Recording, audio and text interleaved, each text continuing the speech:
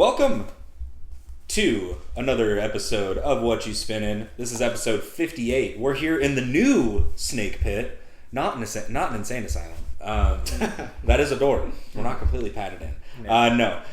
We're in Jake's new pad. Thanks for having us over, man. Nice place. Yes. Nice place. Yeah, thank y'all for coming over. Yeah, for sure. How we doing today, boyos? Doing great. Hell yeah. Saturday, sunny day. Football started. Yeah. I mean, jeez. Can't ask for much more, but you got more because we're going to talk about great music. Exactly. Hey. So let's go ahead and just fucking...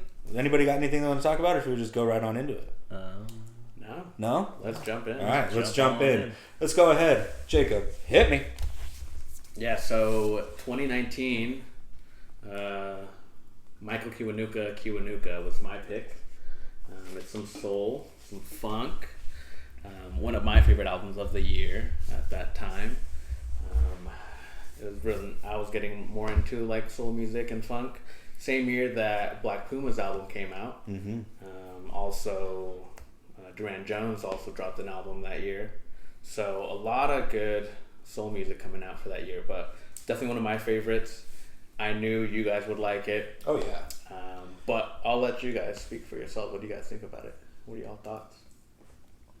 Start us off, good sir. Okay. This was a classic case of don't judge an album by its cover type of thing. Mm-hmm. I know, Matt, you used that joke for years, which is also very true. But this one, I don't know. It was a lot more of the soulful thing.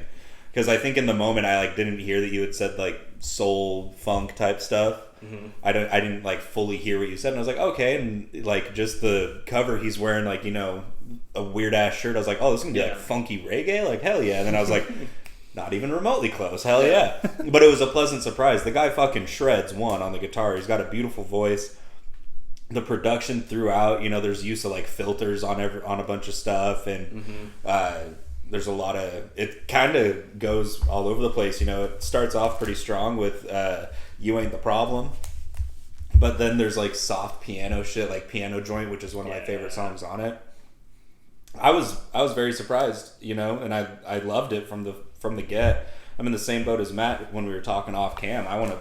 I'm trying to find this too. Mm-hmm. I was literally listening to it this morning. I was like, God damn it. I was like, I used to have Matt's pick. I already got to get that one again. I was like, and now I got to get Jake's for this week. I was like, God damn it. I was like, this shit slaps. But it's good. Overall, it was fantastic. Yeah. Loved it.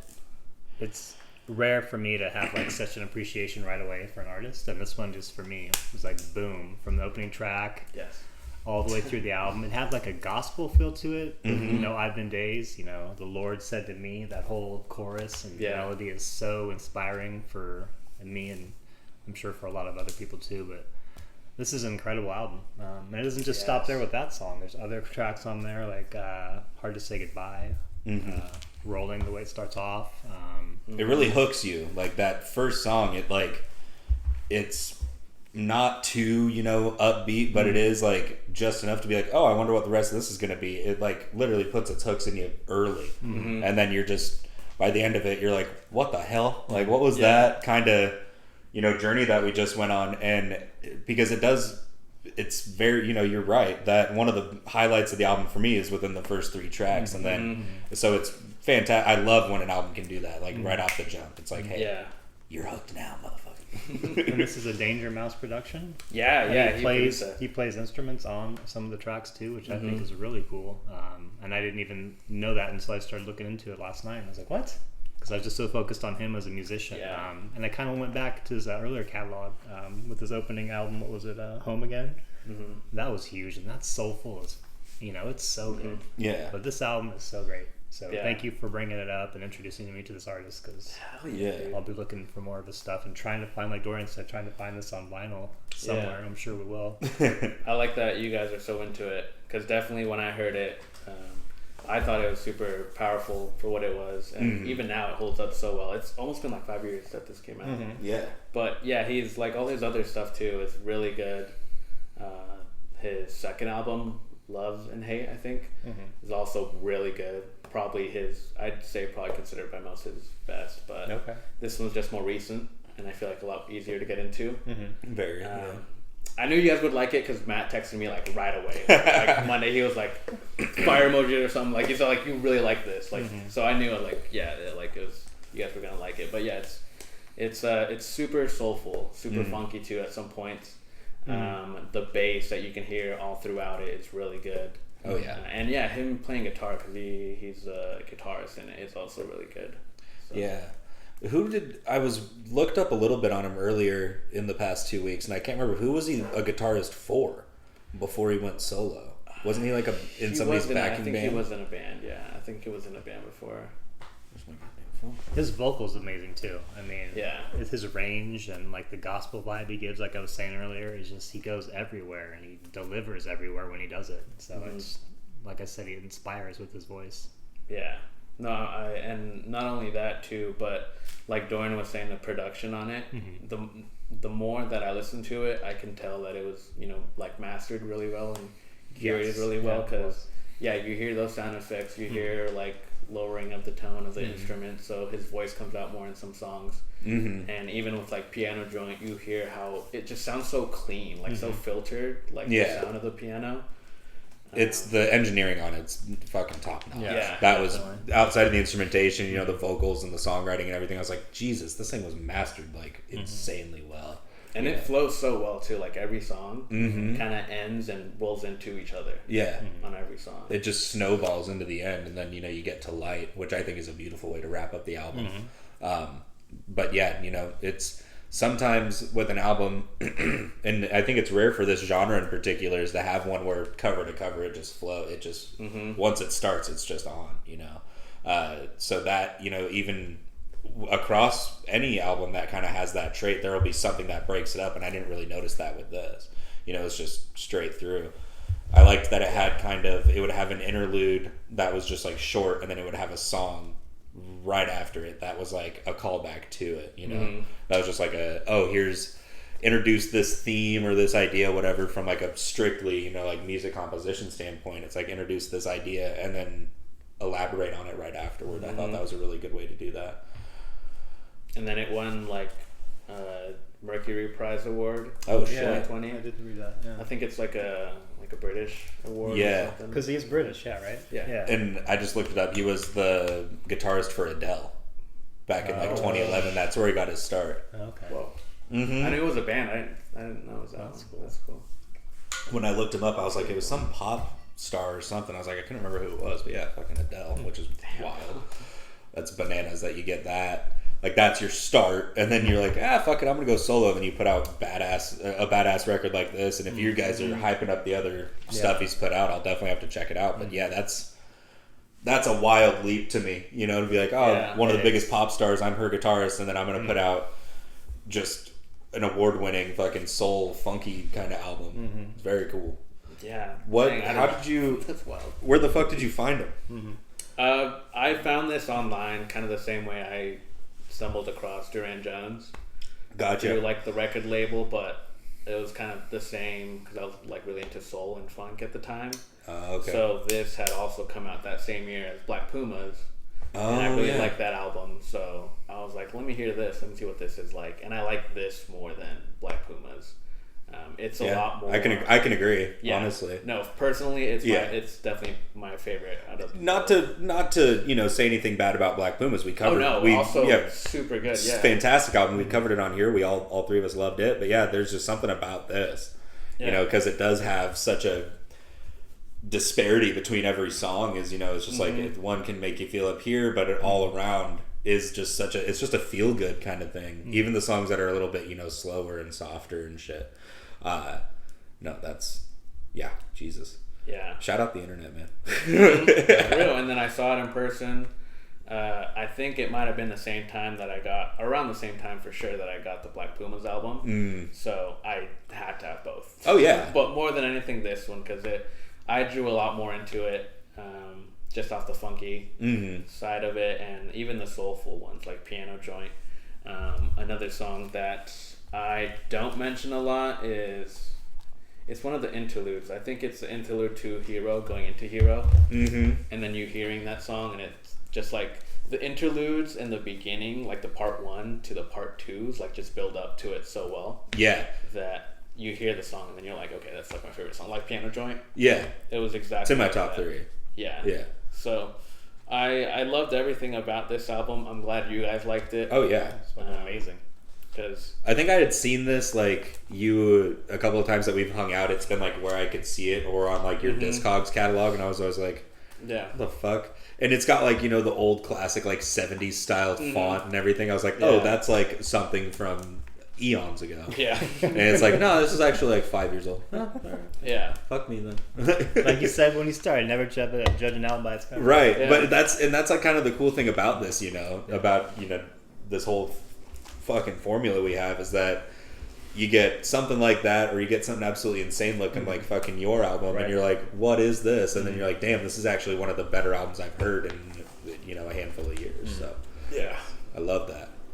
I always like being surprised. And then that's also, you know, we've covered a lot of soul music on here, like these newer soul bands that have come out in, you know, since like 2015, and they fucking kill, Yeah. and they sound like it could have come out 40 years ago or 2 years ago. Exactly. They have that oldies feel. That oldies funk, oldies like soul music. Yeah, and you know, to mention the same 2 artists you did, Dorian Jones and Black Pumas, that was like the main thing that we got, that we talked about when we covered them, was like, it's bananas that it sounds so, and that's the same thing with this. It has a little bit more of like a modern thing, but barely. But yeah, it's like, damn, you could actually make a strong point that it was released either era.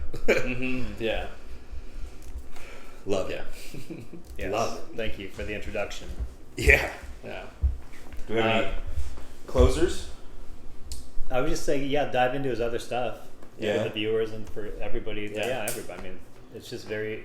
I think the earlier stuff's a little bit more soulful. This is a little bit more like jumpy. Yeah. But it all sounds great. Yeah. Jumpy.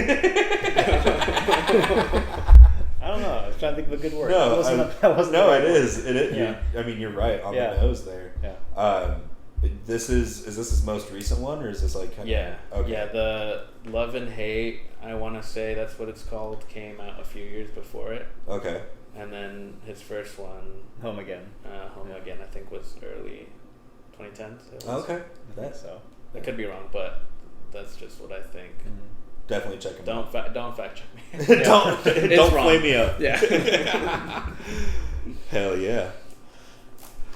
If you guys would like, we can get into top threes. Yeah, I don't have anything further unless y'all Yeah.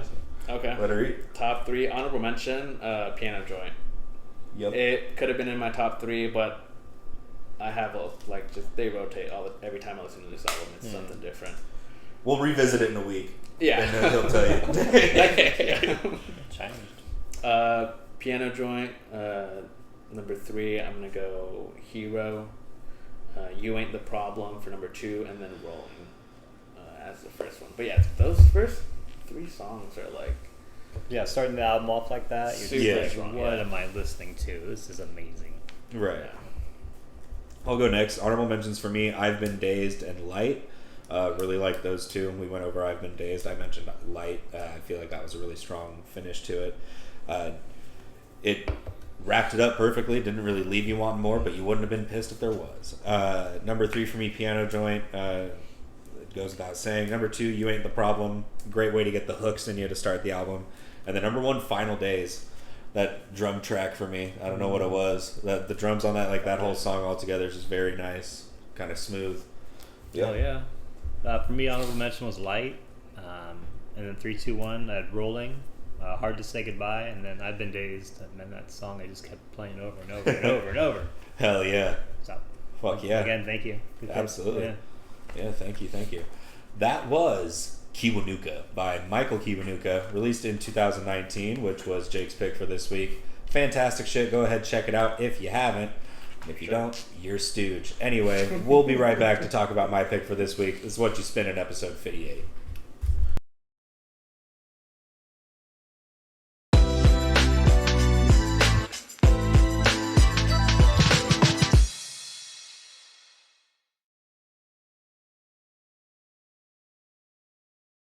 We are back with What You Spin in episode 58 to talk about my pick for this week.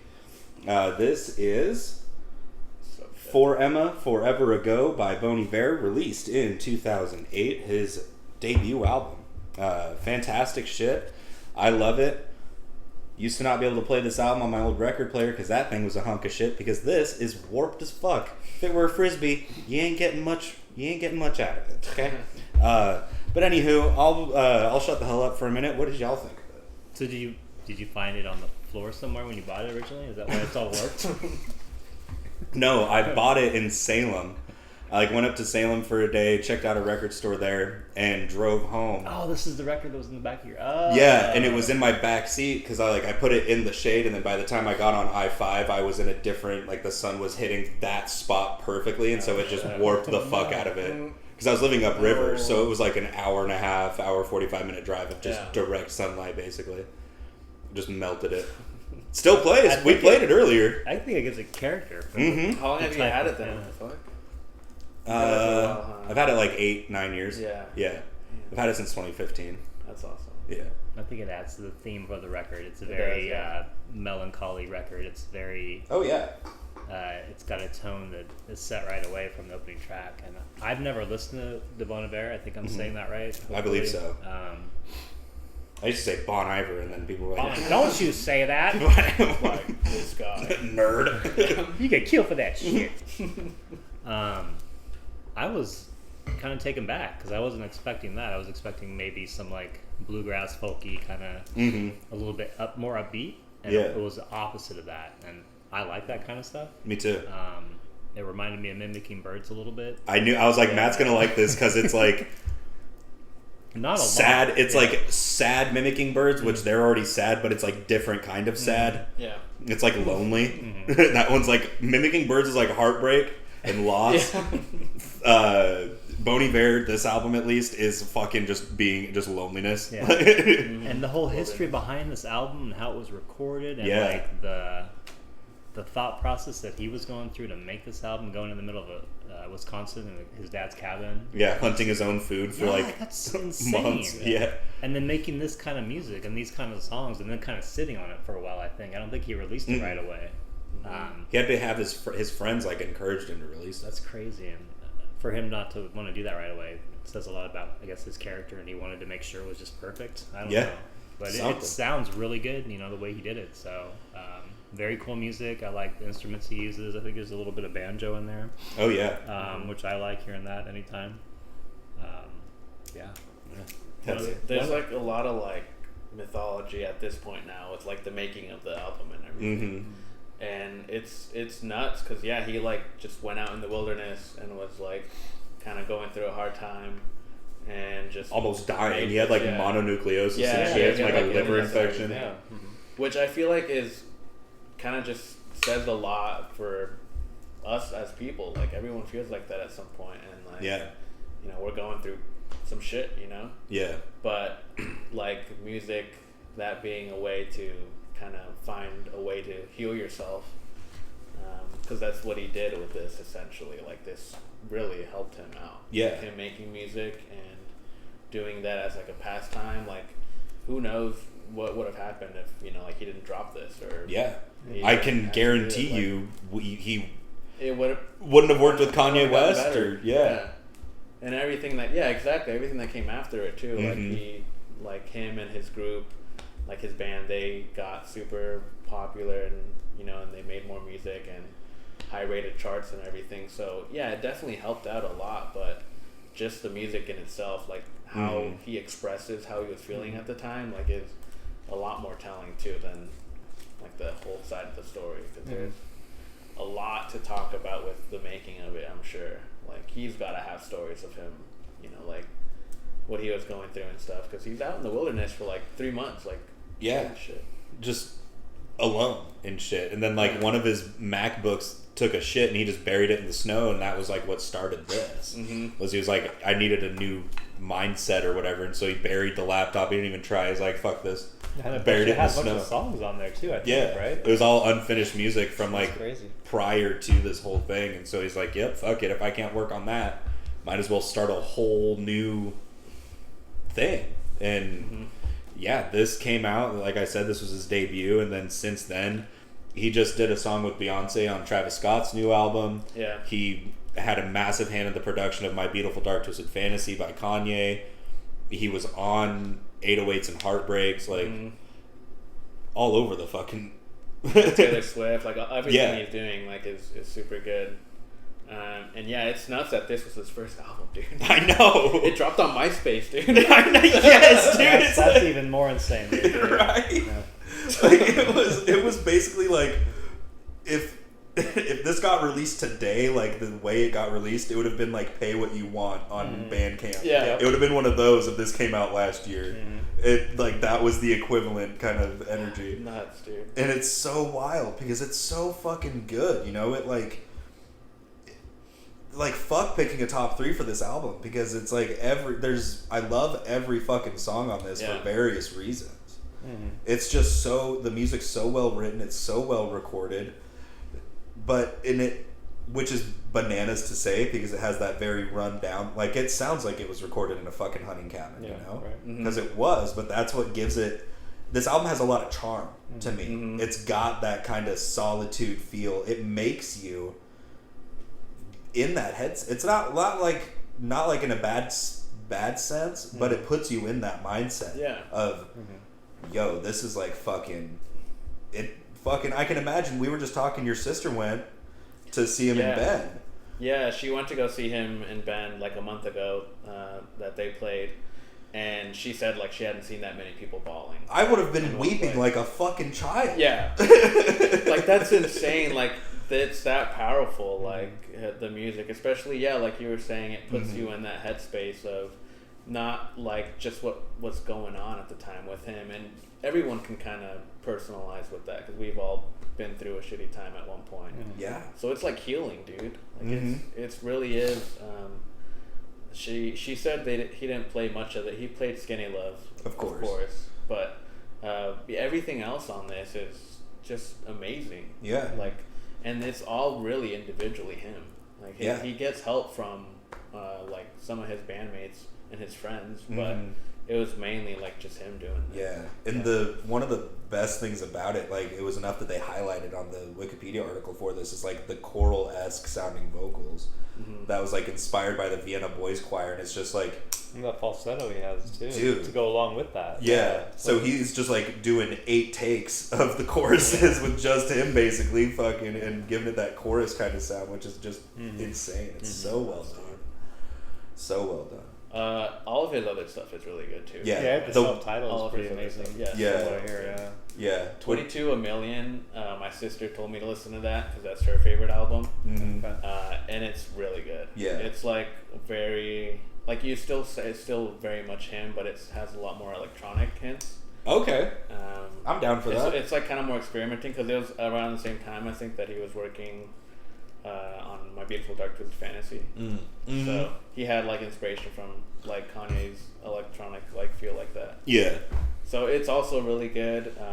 His most recent one, the I, right? Or what is it?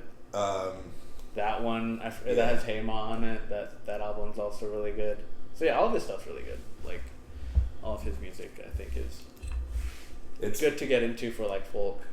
Yeah, absolutely. And it's so unique, you know, that it's hard not to get into it once you start. Boney, the self-titled, I was like, is that the one I'm thinking of? I only remember him by album art. Yeah. I was like, is that the self-titled? Yeah, the self-titled is my second favorite to this one.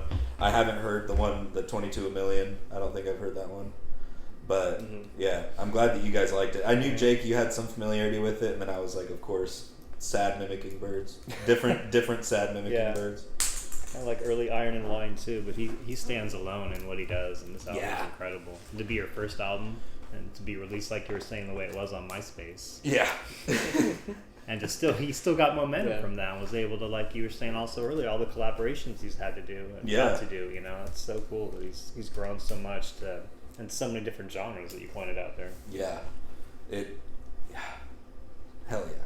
I'm glad, out of all the albums I sold when I was being a fucking degenerate, I'm glad I didn't sell this one. I was like, for some reason I'll keep this. I was like, it's warped. I don't know. I'll do an art project with it or something. Or I'll get a piece of machinery that isn't a hand-me-down. And then, hey, if you have an album that won't play, just get a better record player. Quit being poor. There you go. Just kidding. Just Words to Live do By better. by Dorian Nah. Dilly. Legit, that's what it was. I had a hand-me-down record player, got a new one for Christmas like last year, the year before. Boom. Fixed it. This thing plays like fucking butter. Mm-hmm. Five Yeah, Dog. that sounded good. Yeah, Five Dog is my name, and I'm smooth like butter. Anyway, Smooth. let's do top threes, shall we? Let's do it. Okay, I'll start us off. Honorable mentions for me: The Wolves. Great, just that one was tough. That one I was like, it was between my top three and honorable mentions all week. Blindsided, the one right after it, for my second honorable mention. 3-2-1, number 3, Creature Fear. Love that one. Number 2, Skinny Love. Don't even have to elaborate on that. It's his biggest fucking song for a reason. Number 1, Lump Sum. Second song on it. Flume is a great way to start it off, but into Lump Sum. Something about it, man. That's good. My honorable mention was Team. Great one. Nice. 3-1, Restacks, and I had Lump Sum and Blindsided. I like that as my top track. Hell yeah. Such a good. I kept going back to that one. Hell yeah. Lump Sum is such a good song too. And Wolves. Yeah. Wolves. Honorable mention, Blindsided, and then 3-2-1, Stacks. Stacks is so For Emma, Yep. and then Flume. Nice. Yeah, the end of the album is really, that's where it really gets you sad. Mm-hmm. Like Stacks, it's like, fuck. Yeah, it's like you want to start bawling. Yeah. when you hear it. And then for Emma into that, you're just like, God damn it. Yeah. Son of a I went to bitch. Bend last week and we were listening to this a little bit. Like I put a song or two Hell yeah. on the way up. Nice. All the boys were crying Absolutely. Absolutely. in synchronization. Like Hug a mijo. Yeah. Grab your nearest. Anyways, that was my pick for this week. Bon Iver's For Emma Forever Ago, released in 2008. We'll be right back to put a good wrap up on this with Matt's pick for this week. It's What You Spinnin'.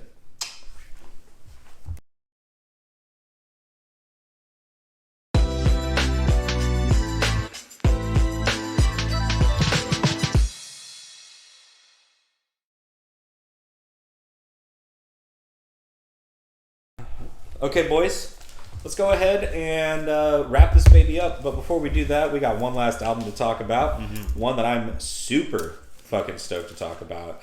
One that Matt and I batted around which album from this particular artist would be brought up first. I'm glad he brought this one up. Anyways, what the hell am I referencing, Matt? You're referencing Puscifer's album from 2011 called Conditions of My Parole, which that album cover says all you need to know. It's so... I just saw the back and I just laughed. It is so good. Billy D and Hildeberger characters that Maynard plays. So if you know Maynard, you know Tool, you know Perfect Circle, and all the music they do is great. But there's something about Puscifer that's a little bit different, and I think it's the different musicians that are in this band, coming from all different sorts of genres.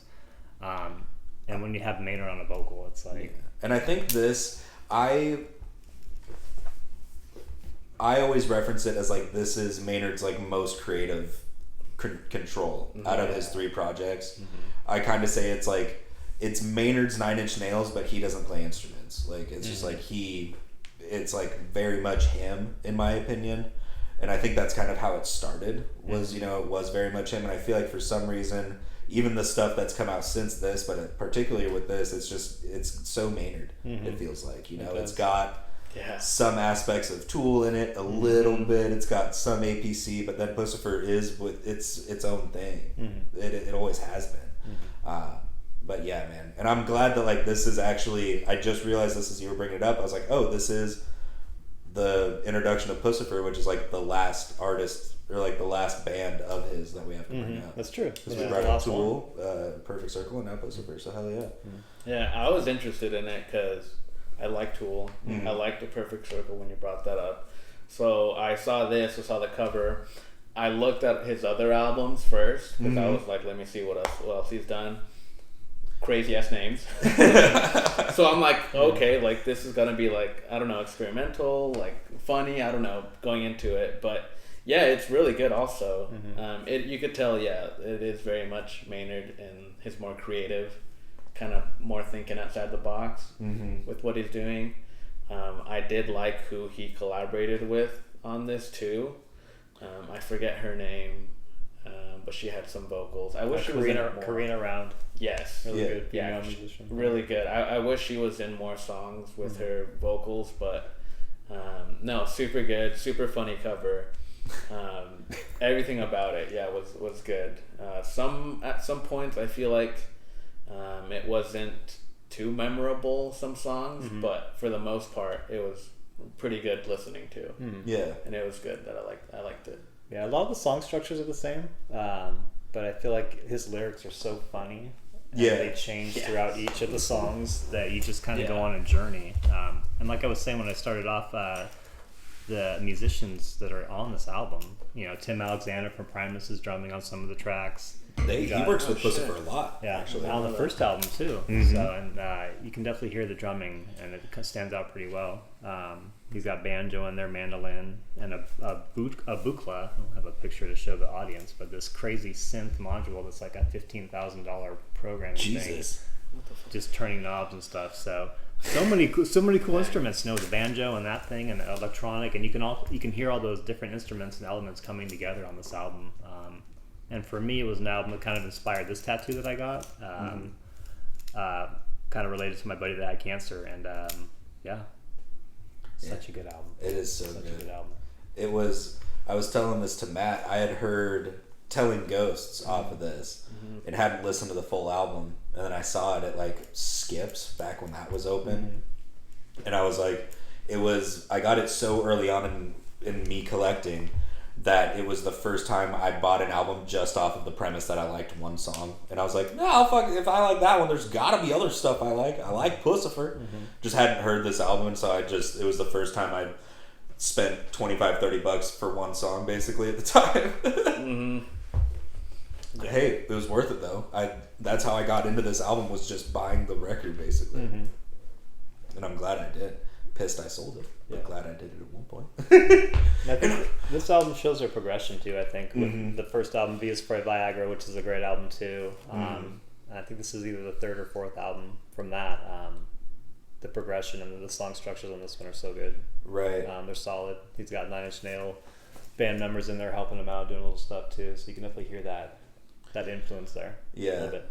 And it was Puscifer, at least before this, they were very much just releasing EPs. Everything was an EP. The Don't Shoot the Messenger EP. C is 4 is basically an EP. And then the Donkey Punch one, which was all the covers and shit. Oh, yeah. Yeah, so it was that thing's just going to keep falling off if I keep fidgeting with it. God damn it. I'm fucking 8 years old. Anyway. So to have a full-length album of theirs showed, and it was you're very right on the nose there, is that it showed their progression. It did show their progression very well. I got to see them live once for this tour. And really? Probably one of the best shows I've ever been to based on the performance, and usually it's about the musicians, playing their instruments, but it was about the performance and how it started, and it was I was the only one there and it was sold out, but that's how it felt. Yeah. And it was very specific, no cameras, no phones, and you were kicked out right away if that happened. So there's this big, in the beginning before the show started, he comes on the big screen and this some Maynard character, some general bullshit, yelling at us not to use our phones, scaring the shit out of us, and then coming out on stage and just talking to us before they even started the show, and just kind of chilling, setting up a fake campfire and just sitting in their chairs bullshitting before they even started playing. It was so cool. Wow. I wish I could have took pictures or some sort of video. That's unreal. But maybe that's why I remember it so vividly, because I wasn't doing that. Yeah. So again, one of the better shows I've ever been to. Very cool experience. Very. Yeah, that's really cool. Yeah, damn, dude. Ah, shit. It's you ever hear about a show and you're I wish I could go back in time and fucking do it? Or see pictures or something. Something. You have to be there. Yeah. It's one of those moments. I like that when artists do that. It's you have to be in the moment, be It's going to be us next month. Right? Because that's the same shit he does for Tool. It's going to be so fun. Oh, we'll have to tell the folks about that after this. So we got some stuff coming up. We got some stuff on the horizon. But no, I kind of want to talk about some of these fucking songs. Yeah, because it's weird. I think the way it starts off so soft, you're like, is the song even playing? Yeah. And you're waiting for that to kind of kick in. Yeah, Tiny Monsters into Green Valley. It's like, starts off, it's like, the song structure, or the way they laid the album out at the beginning is so fucking weird to me, but it captures you in a different way than, Kiwanuka. Kiwanuka was like, oh, this is interesting. Let me get into it. It grabs you from track one. It's like, why is this soft song and then hard song, soft, hard? That duality happening. Like, what am I listening to? Is this like a compilation of multiple artists type of thing? But it works so well. And I remember I listened to the first side of this like 3 times over when I bought it, because I was like, what the fuck are these first 4 songs? I was like, this is so sick. I felt exactly that, because like knowing Maynard's on this, I'm like, okay, my first instinct is it's gonna be like rock. It's gonna be something Tool related or Puscifer or not Puscifer, like Perfect Circle. Yeah, that's what I was thinking. I was like, it's gonna be that for sure. And then you hear some of these songs, and it's complete opposite. And at first I was like, this is kind of like like whatever. But the more you listen to it, that's what you appreciate about it. It's like this. You could tell it's very much he's not trying to make it sound like those bands. It's very different. So he's making it a lot more like free with how he's creating the music, and instead of it being like just rock based for Tool, and like same thing for Perfect Circle, this is like he'll have songs that are higher, and then songs that are a lot more mellow. A song like Green Valley, it's a lot more up pace. Same thing with Telling Ghosts. And then Man Overboard also. It's like some of those songs are a lot more calmer that you could expect as like a Tool fan. So I was like thrown off at first about it, but that's what's to love about it. Yeah, what's like about it. I think it gives him full expression too, like you guys are all saying. Like he gets to do his own thing, and it's more of like almost like comedic rock in a sense. If you listen to the first album, especially lyrically, you're like, what the fuck is he talking about? Yeah. I love the song Conditions of My Parole. The title track for this album is so catchy, but the lyrics are so fucking absurd. Like, it's like, I was listening to it multiple times this week, and then I was playing Diablo and listening to this morning, and I was like, what the fuck is this? Like, it took me, like, I was just distracted. I was like, the lyrics to this are just so funny every time. I've been listening to this album for like 9 years, and it still makes me laugh my ass off every time, man. So funny. But it's like he's not taking himself too seriously. Exactly. That's exactly right. He makes fun of it, and that's what's funny about it. It is very, like, if you go and listen to the rest of the catalog, or even look at the album covers for everything, it's all just a joke. Feels like it. It feels like C is for, and then it was like. I remember when I bought V is for Viagra, and I remember playing it on my way home from Best Buy. I'm like, what's going on? Yeah. And I was expecting like you said, that Tool or APC kind of vibe, and it was not that at all. And it took me a minute to wrap my head around it. But eventually you're like, it's Maynard. I mean, the vocal hits, and you're like, all right. Yeah. Puscifer is my dad's favorite Maynard project. Is it? Like, he likes Tool. He likes the Perfect Circle more than Tool, but Puscifer is his favorite. And he did the same thing with V is for Viagra and V is for Vagina. And he just thought it was so fun. He's like, this stuff kicks ass. And it really does feel like you're just getting a joke played on you the whole time, because it's like, C is for insert sophomoric penis or male genitalia reference here. And then the album covers a Jesus statue. I'll plug it in here. Toilet paper. The vinyl's great. It's so funny. And this is just a perfect. It's like, hey, let's put something out. And oh man, it's just so funny, but it's so well written. It really, you don't understand. Like listening to this album in particular, like you don't want to like it, but you love it. And you end up catching on. It's just, it's hilarious. And Monsoons is such a beautiful song, and I love it, but then you're like, what the hell is, like, so Wine and Vine can care, like, what the hell does that even mean? You can tell he was starting to make wine pretty seriously at this point, because he's just got a bunch of weird ass references. I fucking love it though. It's one of my favorite albums. It's one of the biggest regrets of me selling. But yeah, Thanks for bringing it up. Bringing it back. Where did you find this? Did you order this or? I got it last year for Christmas. I'd had it before from that friend that passed away, but I got rid of it when I got rid of my catalog, and I was like, I need to get it again. Yeah. And seeing you bust it out made me go, fuck. Yeah. Well, you can find it. I know. There's a way. I will. There's a way. I will. Hey, we already talked about that. How all three of us ain't bought records in a while, okay? Shall we top it? Let's top 3 it up. Fuck yeah. Take us out, baby. Honorable mention for me was Horizons. Something about that song just makes me stop and go, Then 3, 2, 1, The Weaver. Love the lyrics in that song. 2 is Monsoons. And then number 1, I know it's a very kind of repetitive track on the album, but it's got kind of a hidden meaning for my friend. Oceans. It's my favorite track. Yeah. Great one. Nice. That was my honorable mention. Oceans. I like that and Tumbleweed. Mm-hmm. I like that it ended with that too. Top 3, Man Overboard. Yeah. Number 2, Green Valley, and then my favorite was Doma. Hell yeah. Hell Just yeah. like that, Doma. Yeah. Honorable mentions for me, Green Valley and The Rapture. That one was good. Number 3 for me is The Weaver. Same reasons. That was one I had forgotten about until I re-listened to this, and I was like, forgot how cool that song was.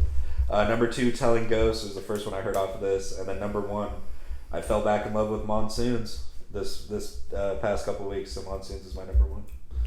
Sweet. Good picks. I'm glad you guys liked it. Oh yeah, we had been talking because Matt, you and I kept being like, well, what are we gonna bring up for Puscifer? Which one should we do? Should we do like an EP day so we can bring up one of those, or And I was like, man, you and I were both like, which one would we bring up? And I was like, I don't know. I don't think we ever finished that conversation. And then you were just like, fucking, I'm bringing up Conditions. And I was so happy.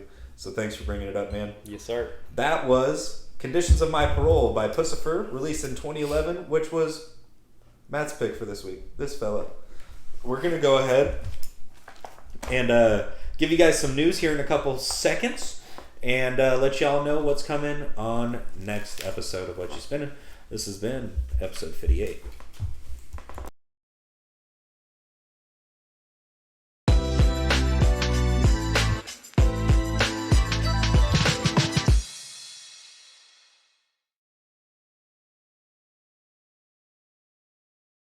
Well, we've got some cool things coming down the pipe, so I just wanted to take a quick second here before we dive into or introduce what we're going over next episode.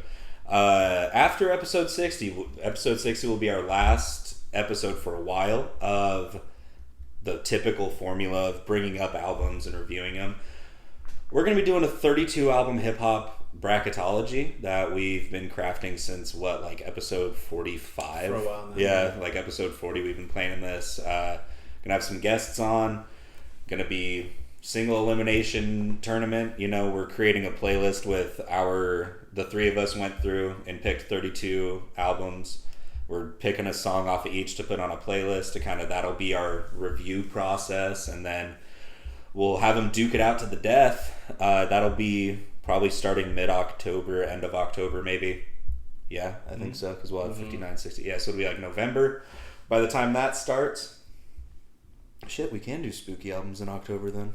Cool. Now that I think about it. It's 59, 60, we can all do a spooky album. Good, I got one. And then If you pick mine, I'm going to stab you. That one. March Madness hits. March Madness. With Yeah, hip-hop essentially. artists. Yeah, it's essentially 32 team bracket hip-hop albums from stuff we have covered on the show, stuff we haven't covered on the show. And not genre specific to hip hop. It's everywhere. Yeah. Yeah. There's new stuff, old stuff, all the good shit. It'll be very fun. And yeah, I'm looking forward to it personally. So the bracket's nice. Yeah, it's looking real good. We went through and I drew one on paper and we just went down the line round robin, I pick this one, I do this one, and then I went and did a randomizer. I found a kindergarten teacher resource that was putting names on a wheel, and I was like, fuck yeah, of course. Duh. Nice. And so I just spun, and then that's what made the matchups. And I guess in that vein, on October 9th, the three of us are going to go see Arm & Hammer up in Portland. That's going to be fucking sick. Shout out Matt for securing those tickets. Scary. And we'll be doing a little bit of a vlog for that. I'll be taking some video of our trek up there and then of the show. And then, of course, just like when we all went and saw Floater on New Year's Eve, we'll come back to the show and review it, you know, and that'll be kind of right in line with the hip-hop bracketology thing. So I'm pretty stoked for that. I know you guys are, and I'm sure y'all will appreciate it. We're just gonna break it up a little bit, okay? Okay, and then we'll be right back to the normal formula. That being said, speaking of the normal formula, let's go ahead and tell the people what we've got coming next. Jake, what do you got, my man? Yeah, so I'm gonna go hip hop. I'm gonna jump the gun. 2003, the Neptunes. Clones. Alright. Bangers. It's kind of, we're still, I mean, are we in summer still? Yeah, right. Yeah, I'm still saying we are with our music pick. It's sunny outside. Yeah, it's still sunny out, so yeah, this very much gives me the summer vibes. So, yeah, some good old hip hop. Hell yeah. Cool.